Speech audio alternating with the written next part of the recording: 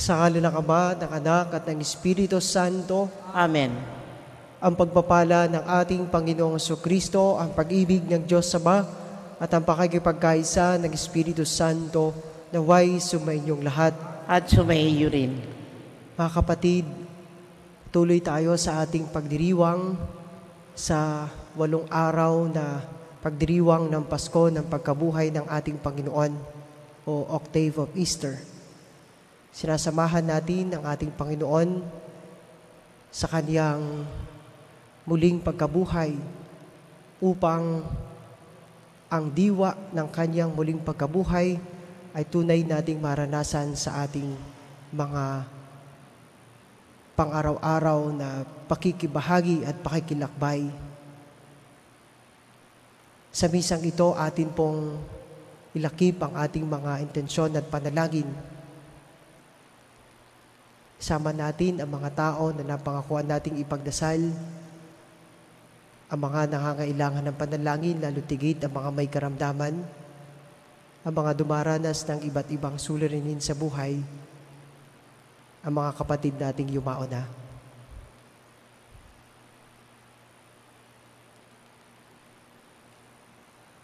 At upang tayo'y maging marapat gumanap sa banal na pagdiriwang, sandali muna nating pagsisihan ang lahat ng ating mga kasalanan at pagkukulang.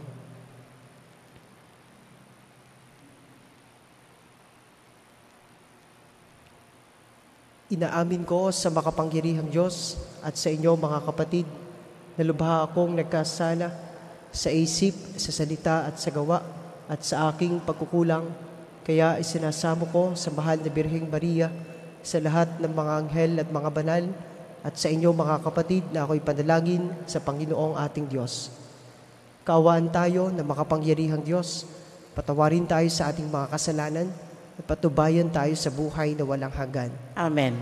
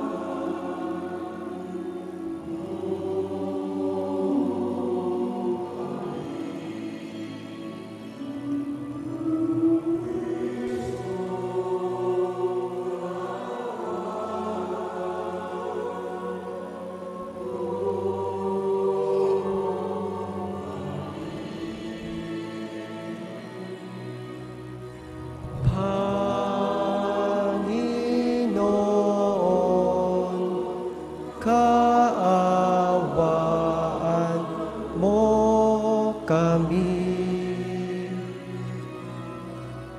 Panginoon, kaawaan mo kami.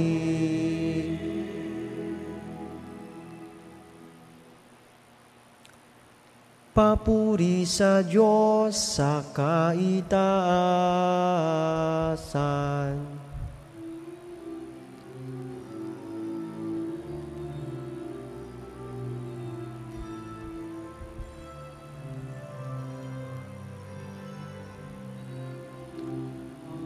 Hati sa Diyos sa kaitaasan, kaloob sa lupa ay kapayapaan. Pinupuri ka't ipinagdarangal, sinasamba ka dahil sa dakila mong kalwalhatian. Panginoon naming Diyos, Hari ng langit, Ama makapangyarihan, Panginoong Kristo, bugtong na anak ng Diyos, kordero ng Ama.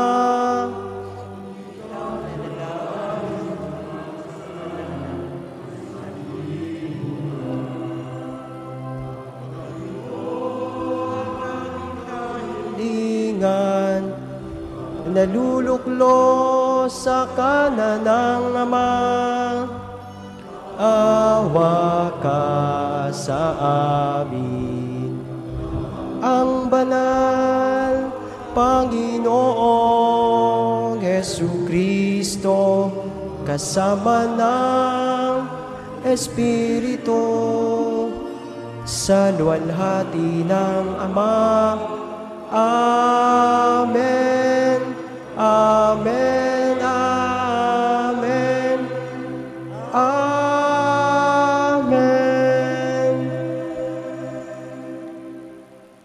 Manalangin tayo.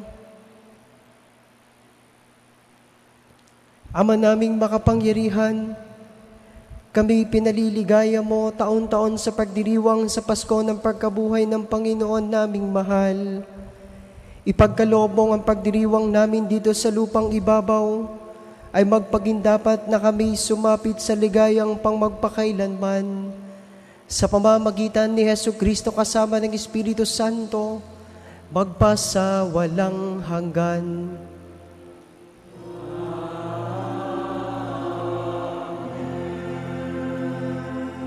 Ang lahat po ay magsiupo.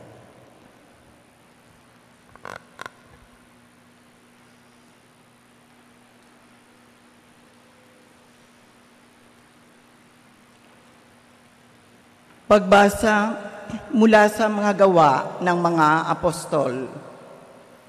Minsan, 3 ng hapon, oras ng pananalangin, nagpunta sina Pedro at Juan sa templo. Sa malapit sa tinawag na Pintuang Maganda, ay may isang lalaking ipinanganak na lumpo. Dinadala siya noon araw-araw upang magpalimos. Nang makita niya si Pedro at Juan na papasok sa templo, siya'y nanghingi ng limos. Tinitigan siya ng dalawa at sinabihan ni Pedro, "Tumingin ka sa amin." Tumingin nga siya sa pag-asang siya'y lilimusan. Ngunit sinabi ni Pedro, "Wala akong pilak at ginto. Subalit, may iba akong ibibigay sa iyo. Sa ngalan ni Jesucristong taga Nazaret, lumakad ka." Hinawakan niya sa kanang kamay ang lumpo at itinindig. Pagdakay, lumakas ang mga paa at bukong-bukong ng lalaki. Ito'y napalukso at nagsimulang lumakad. Palukso-lukso siyang pumasok sa templo kasama nila at masayang nagpupuri sa Diyos. Nakita ng lahat na siya'y lumakad at nagpupuri sa Diyos. Nang gilala sila, nang makilala nilang siya ang pulubing dati nakaupo sa Pintuang Maganda ng templo. Ang salita ng Diyos. Sa Diyos.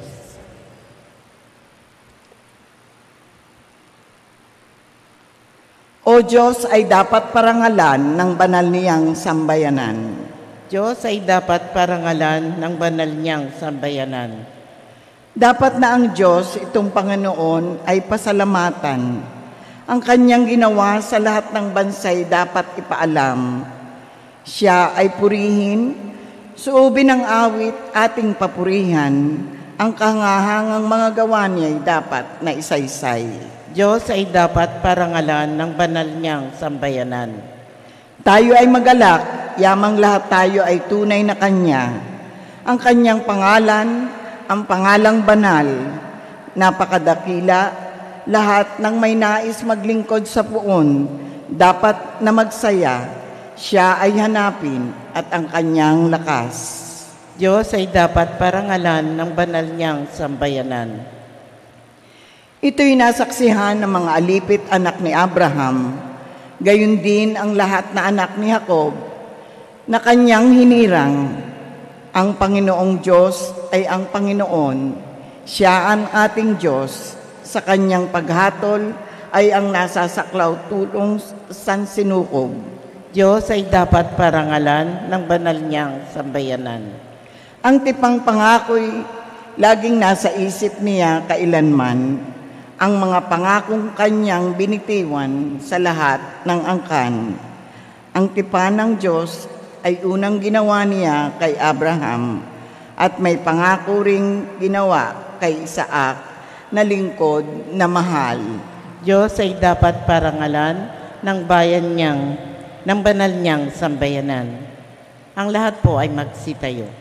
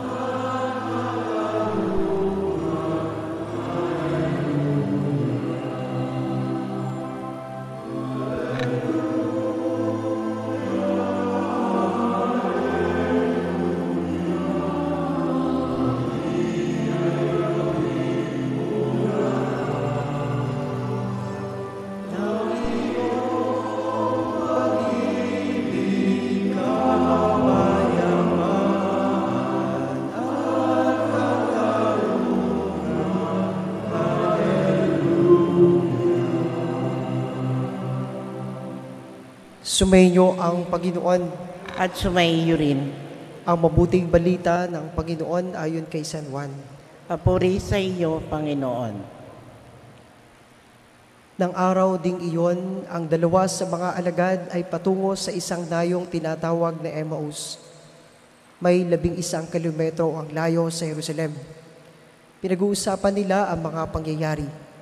Samantalang nag-uusap sila at nagtatanungan, lumapit si Jesus at nakisabay sa kanila.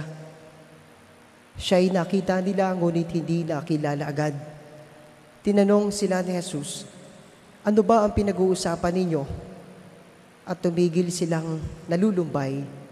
Sinabi ng isa na ang ngalay Cleopas, "Kayo lamang po yata ang dayuhan sa Jerusalem na hindi nakaalam sa mga bagay na katatapos pa lamang mangyari doon." "Ano bang mga bagay?" tanong niya. At sumagot sila, "Tungkol kay Jesus na taga Nazaret, isang propetang makapangyarihan sa gawa at salita, maging sa harapan ng Diyos at ng mga tao.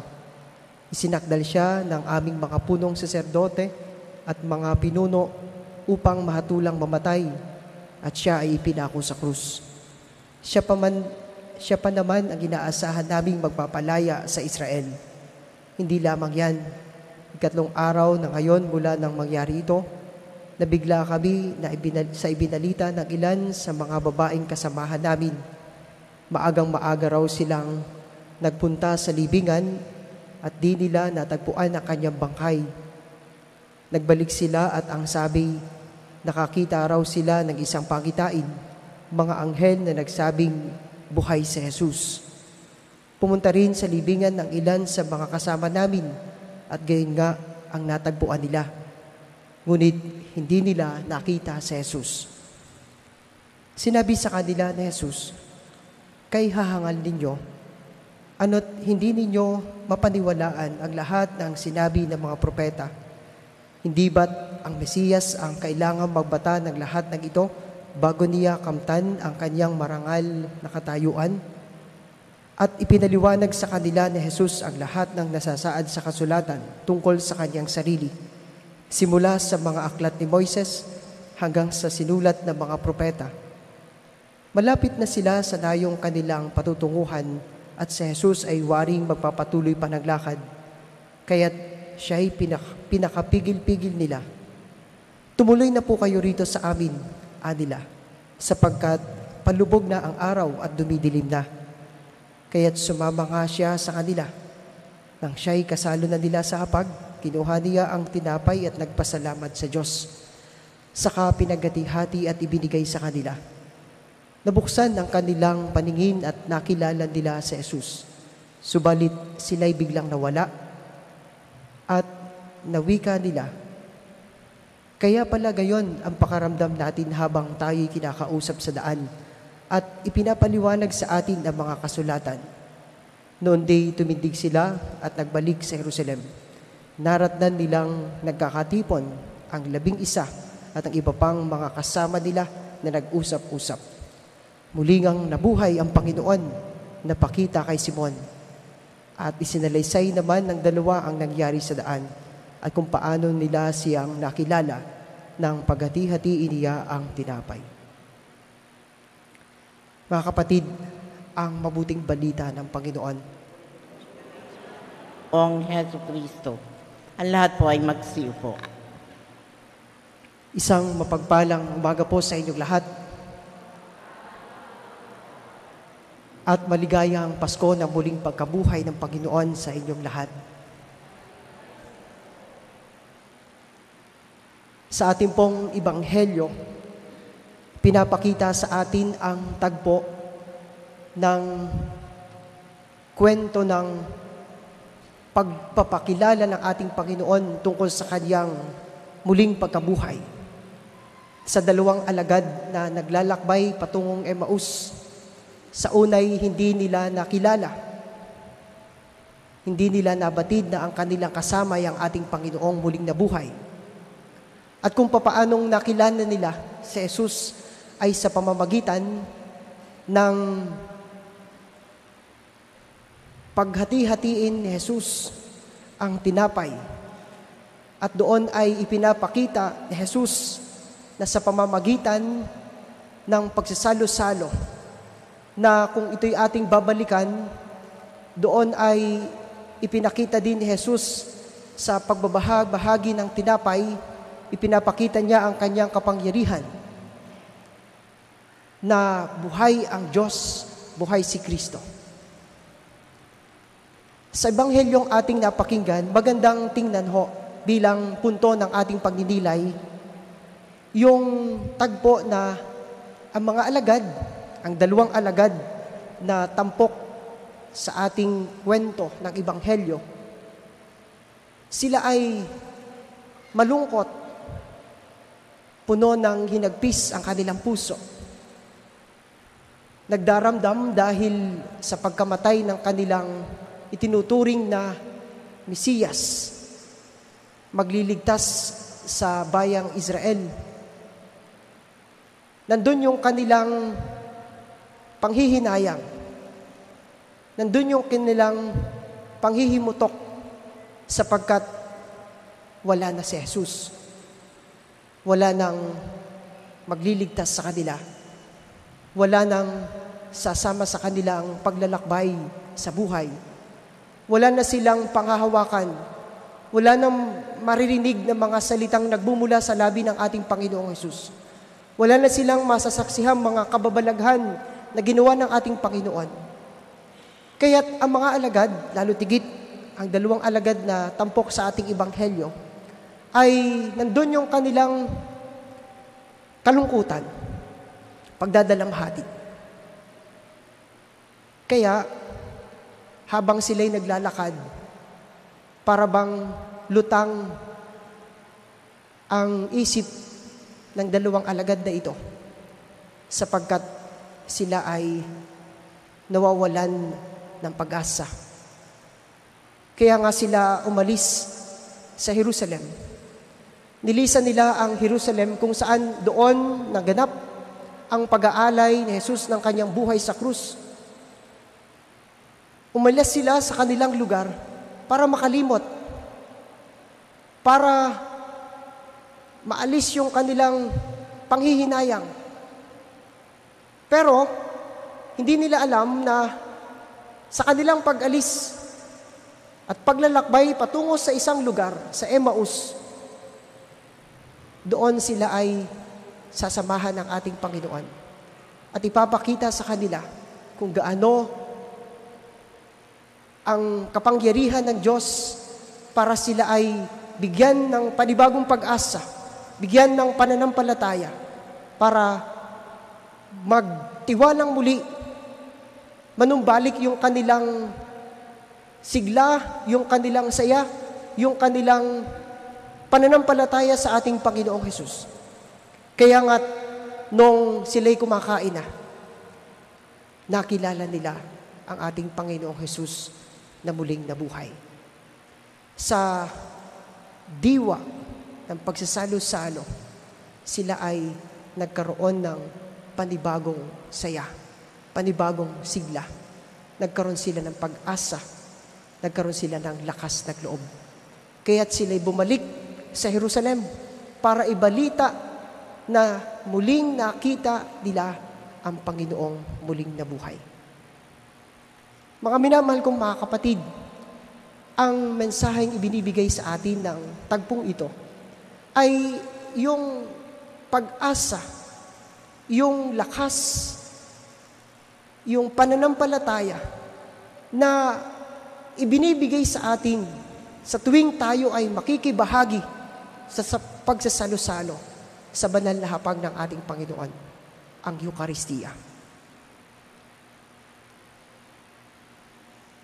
Sa tuwing tayo lalapit sa banal na Eucharistia,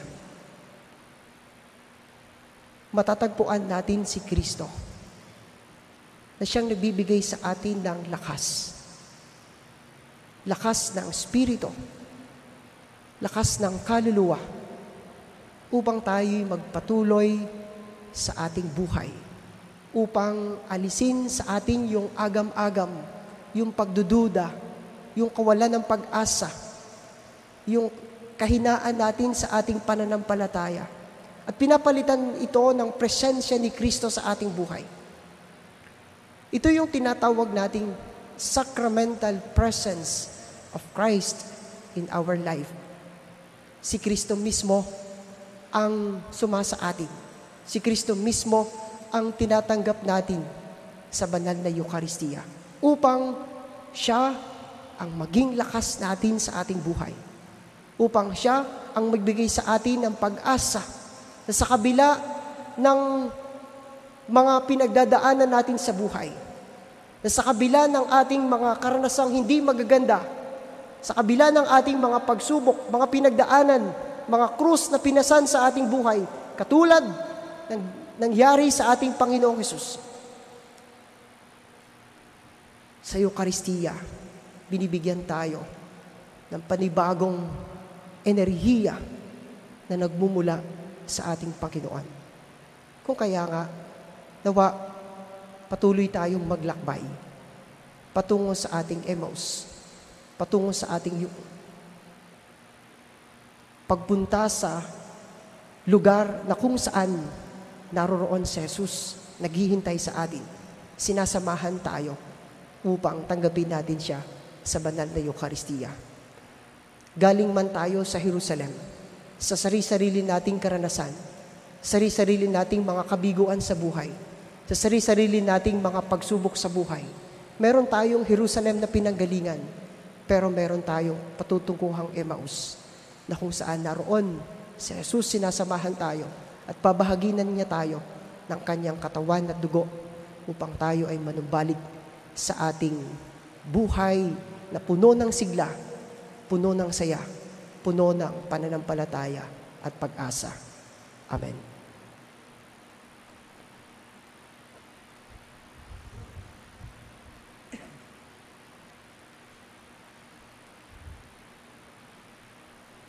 Ang lahat po ay magsitayo.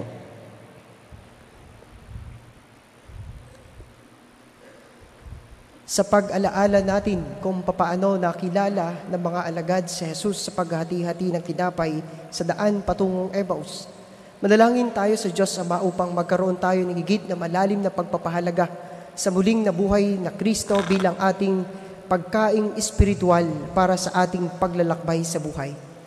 Sa bawat kahilingan ng ating tugon, Ama, bigyan mo kami ng aming kakanin sa araw-araw. Ama, bigyan mo kami ng aming kakanin sa araw-araw. Ang Santo Papa at mga obispo, Naway mabisang ipahayag ang mensahe ng pag-asa sa pamamagitan ng kanilang buhay na banal. Manalangin tayo sa Panginoon. Ama, bigyan mo kami ng aming kakanin sa araw-araw. Ang mga pinuno ng pamahalaan naway makapaghatid ng pag-asa at ginhawa sa ating bayan sa pamamagitan ng kanilang lubos na paglilingkod. Manalangin tayo sa Panginoon. Ama, bigyan mo kami ng aming kakanin sa araw-araw. At tinawang maunawaan kung bakit kailangan magpakasakit ni Kristo at muling mabuhay mula sa mga patay sa ikatlong araw. Manalangin tayo sa Panginoon. Ama, bigyan mo kami ng aming kakanin sa araw-araw. Ang mga may sakit, naway paggalangin at palakasin sa kanilang pagtanggap sa Eucharistia.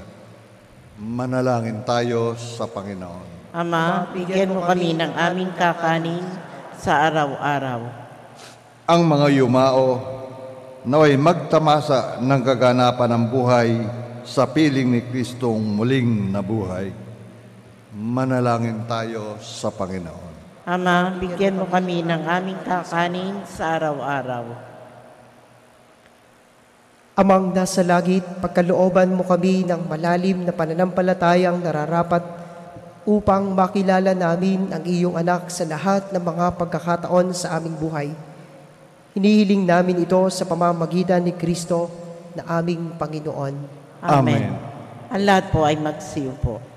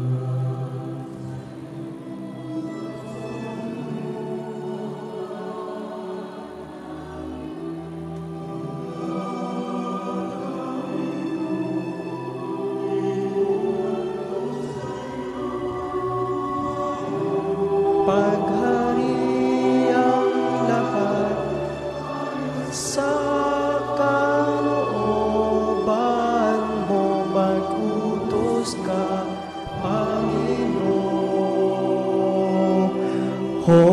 ko, dagling tatalima ako, ipagkaloob mo lang ang pag-ibig mo.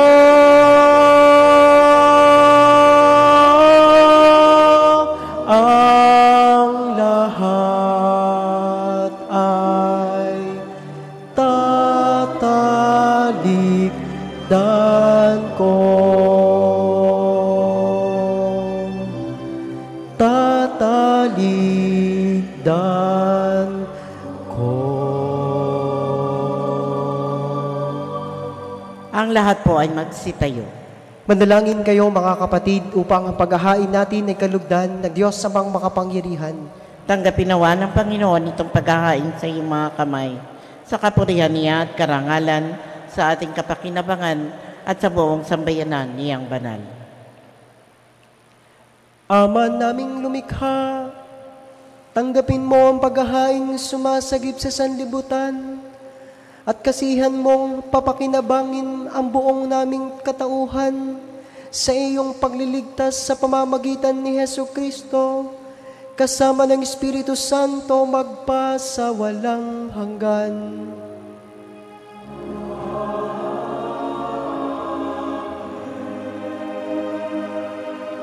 Sumainyo ang Panginoon.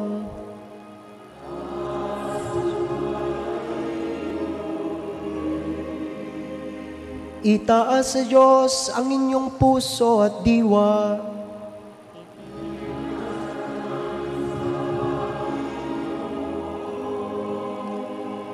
Pasalamatan natin ang Panginoong ating Diyos.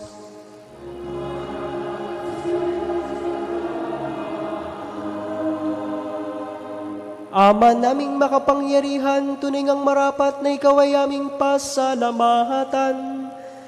Ngayong ipinagdiriwang ang paghahain ng Mesiyas, ang maamong tupa na tumubos sa aming lahat. Ang iyong anak na minamahal ay naghain sang sarili niyang buhay. Siya ang tupang maamong umako sa kaparusahan upang mapatawad ang kasalanan ng sanlibutan. Sa pagkamatay niya sa banal na krus, ang kamatayan namin ay kanyang nalupig. Sa pagkabuhay niya bilang manunubos, pag-asa at pagkabuhay ay aming nakamit.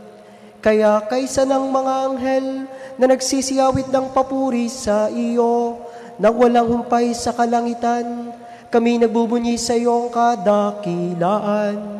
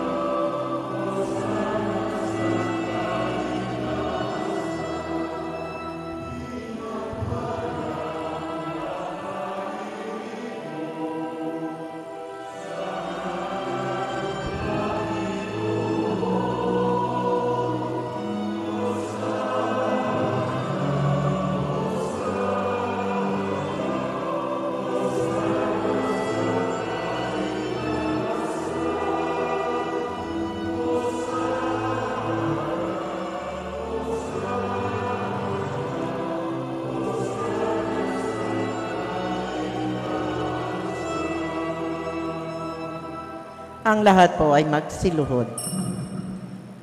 Aba naming banal, dapat kang purihin ng tanang kinapal sapagkat sa pamamagitan ng iyong anak na aming Panginoong Jesucristo at sa kapangyarihan ng banal na Espiritu, ang lahat ay binibigyan mo ng buhay at kabanalan. Walang sawa mong tinitipon ang iyong sambayanan upang mula sa pagsikat hanggang sa paglubog ng araw, maihandog ang malinis na alay para sambahin ang iyong ngalan. Ama, isinasamo naming pakabanalin mo sa kapangyarihan ng banal na Espiritu ang mga kaloob na ito na aming inilalaan sa iyo. Ito nawa ay maging katawan at dugo ng iyong anak at aming Panginoong Hesukristo na nag-utos ipagdiwang ang misteryong ito. Noong gabing ipagkanulo siya, hinawakan niya ang tinapay, pinasalamatan kanya, pinagati-hati niya iyon, iniabot sa kanyang mga alagad at sinabi, "Tanggapin ninyong lahat ito at kanin. Ito ang aking katawan na ihahandog para sa inyo."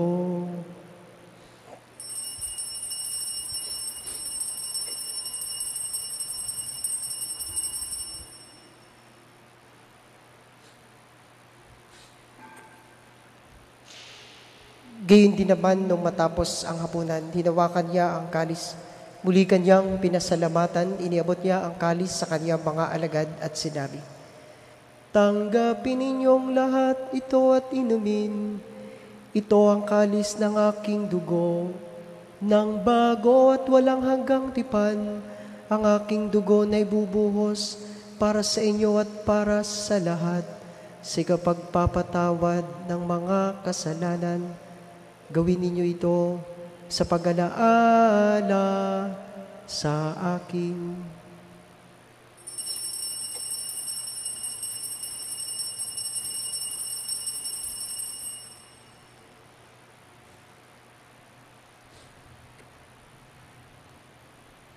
Ipagbunyi natin ang misteryo ng pananampalataya.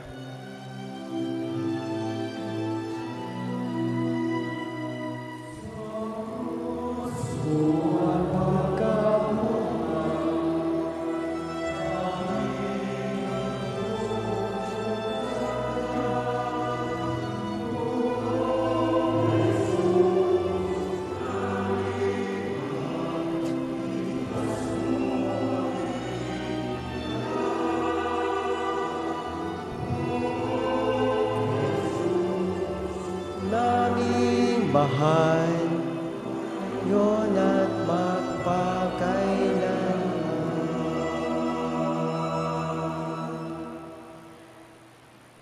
Aba, ginugunita namin ang pagkamatay ng iyong anak na sa amin ay nagligtas, gayon din ang kanyang muling pagkabuhay at pag-akyat sa kalangitan, samantalang ang kanyang pagbabalik ay pinananabikan. Kaya bilang pasasalamat, ngayon ay aming iniaalay sa iyo ang buhay at banal na paghahain ito. Tunghayan mo ang handog na ito ng iyong simbahan. Masdan mo ang iyong anak na nag-alay ng kanyang buhay upang kami ay pakipagkasundo sa iyo. Loobin mong kaming magsasalo-salo sa kanyang katawan na dugo ay mapuspos ng Espiritu Santo at maging isang katawan at isang diwa kay Kristo. Kami nawa ay gawin niyang handog na habang panahong nakatalaga sa iyo. Tulungan nawa niya kaming magkamit ng iyong pamana kaysa ng ina ng Diyos, ang mahal ni Birheng Maria, kaysa ni San Jose ang kanyang kabanal-banalang esposo, kaysa ng mga apostol, mga martir, kaysa ni San Fernando at ng lahat ng mga banal na aming inaasahang laging nakikiusap para sa aming kapakanan. Ama, ang handog na ito ng aming pakikipagkasundo sa iyo ay magbunga nawa ng kapayapaan at kaligtasan para sa buong daigdig. Patatagin mo sa pananampalataya at pag-ibig ang iyong simbahang naglalakbay sa lupa, kasama ng iyong lingkod na si Papa Francisco, ang aming Obispo Melrey ng tanang mga obispo at buong kaparian, at ang iyong piniling sambayanan. Dinggin mo ang mga kahilingan ng iyong angkan na ngayon tinipon mo sa iyong harapan. Amang maawain, kupkupin mo at pag-isahin ang lahat ng iyong mga anak sa bawat panig at sulok ng daigdig. Kaawaan mo at patuloyin sa iyong kaharian ang mga kapatid naming yumao at ang lahat ng lumisa na sa mundong ito na nagtataglay ng pag-ibig sa iyo. Kami ay umaasang makararating sa iyong piling at sama-samang magtatamasa ng iyong kaningningang walang maliw, sapagkat aming masisilayan ang iyong kagandahan sa pamamagitan ng aming Panginoong Jesucristo, na siyang pinagdaraanan ng bawat kaloob mo sa aming kabutihan. Sa pamamagitan ni Kristo, kasama niya at sa Kanya, ang lahat ng parangal at papuri ay sa iyo, Diyos Amang makapangyarihan, kasama ng Espiritu Santo, magpasawalang hanggan.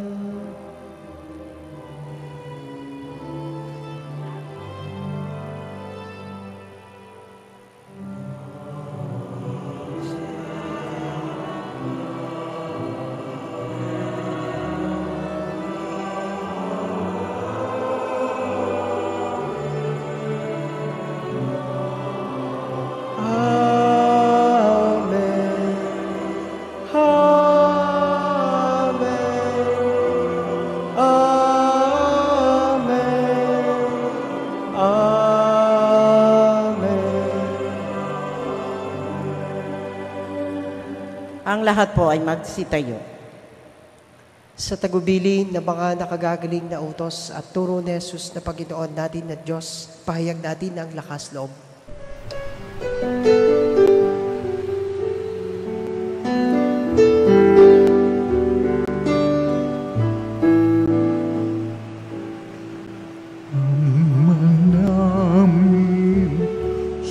Sumasalangit ka, sambahin ang ngalan mo, mapasamin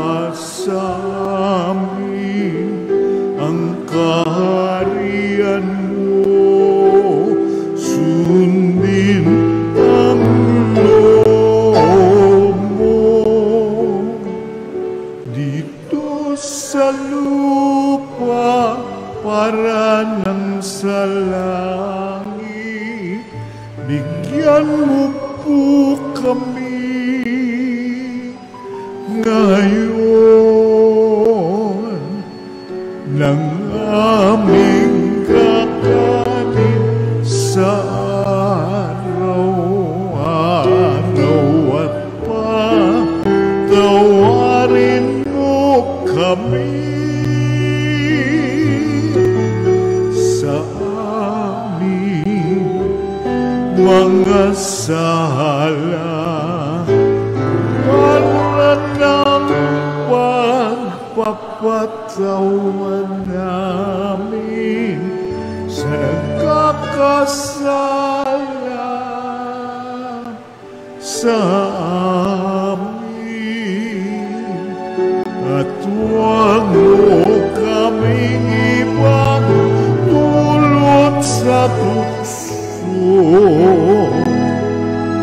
at yadya mo kami sa lahat ng masama. Hinihiling namin kami adya sa lahat ng masama, pagkalooban ng kapayapaan araw-araw, iligtas sa kasalanan, at ilayo sa lahat ng kapahamakan, samantalang aming pinananabigan ang dakilang araw ng pagpapahayag ng tagapagligtas naming si Heso Kristo.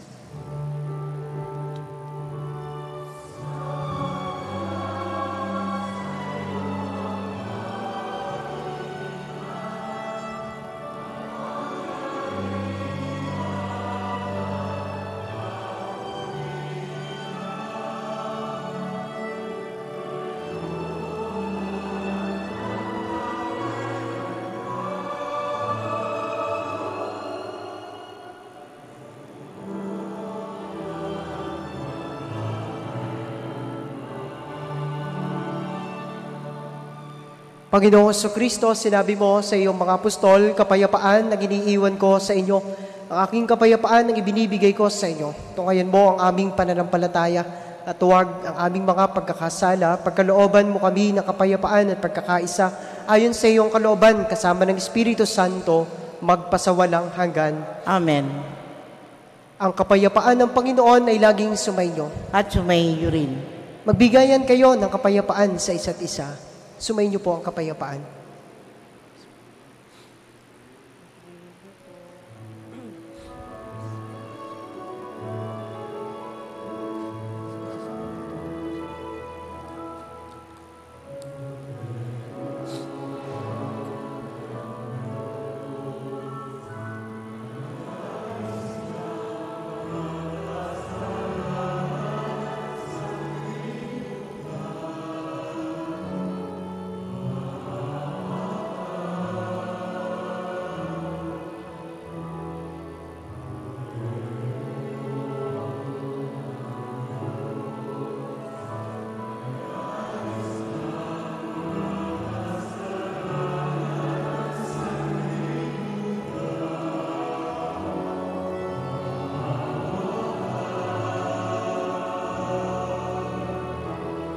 Kordero ng Diyos, nag-aalis ng mga kasalanan, ipagkaloob mo sa amin ang kapayapaan.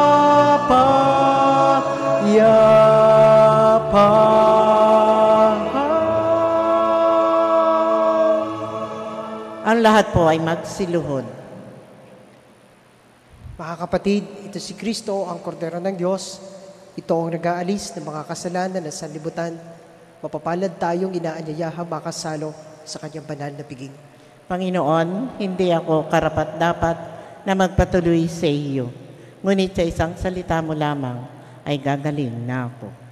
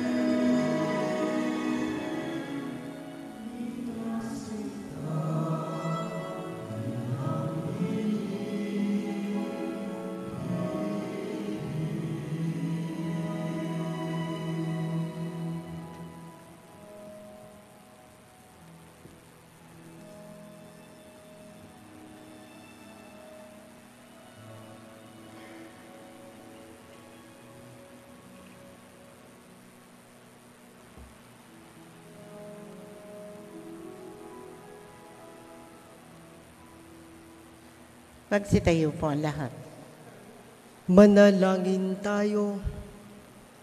Ama naming mapagmahal, kaming iyong pinapakinabang sa ikapagpapatawad ng mga kasalanan, ay gawin mong mga bagong nilalang, pakundangan sa pagtanggap namin sa sakramentong banal ng iyong anak na tagapamagitan, kasama ng Espiritu Santo magpas sa walang hanggan.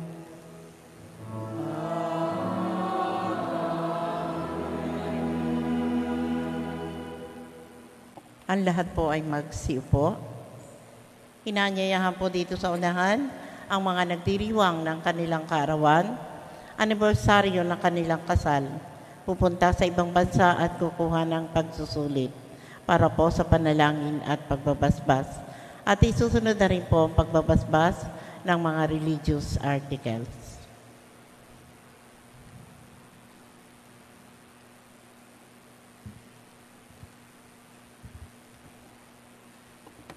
Manalangin tayo.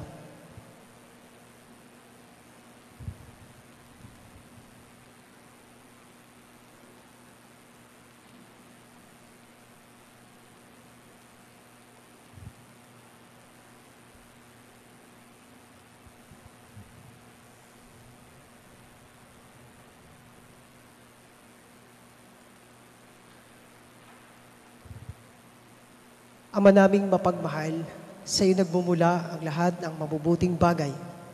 Nihiling naming basbasan mo ang mga kapatid naming ito na nagdiriwang ng mahalagang okasyon sa kanilang buhay. May mga natatanging panalangin. Pagkalooban mo sila ng mga biyayang kanilang kailangan sa kanilang buhay, lalo tigit ng mas mahaba at makahulugang buhay. Mabuting kalusugan, mapayapang kalooban, maliwanag na kaisipan, mga tapat na kaibigan, maayos na hanap buhay at kaligtasan sa anumang kapahamakan. Basbasan mo rin ang kanilang mga gawain at adikain upang ito'y matupad ayon sa iyong kalooban. Pagpalain mo rin ang kanilang angkan at mga mahal sa buhay. Higit sa lahat, patatagin mo sila sa pananampalataya, patibayin sa pag-asa at pag-alabin sa pag-ibig. At naway gawaran ng Diyos ng pagpapala ang mga kasangkapang ito sa pananalangin upang ang mga ito ay maging gabay sa pagtahak sa kabanalan at kabutihan at paghahangad ng ligaya sa kalangitan sa pamamagitan ni Jesucristong anak mo, pakundangan kasama ng Espiritu Santo, nabubuhay tagahari, Diyos magpasawalang hanggan. Amen.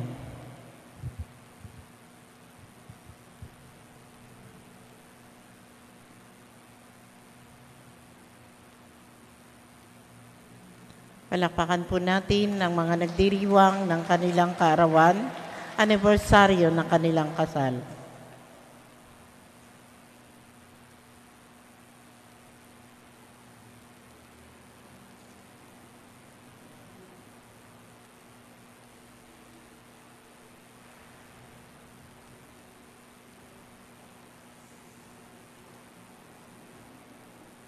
Magsitayo na po ang lahat. Sumainyo ang Panginoon At sumainyo rin. at pagpalain kayong lahat at ang inyong pamilya ng makapangyarihang Diyos, Ama at Anak at ng Espiritu Santo. Amen. Tapos na ang ating banal na pagdiriwang, mayo kayong taglay ang kapayapaan at pag-ibig ni Kristo muling nabuhay. Alleluia, alleluia. Salamat sa Diyos. Alleluia, alleluia.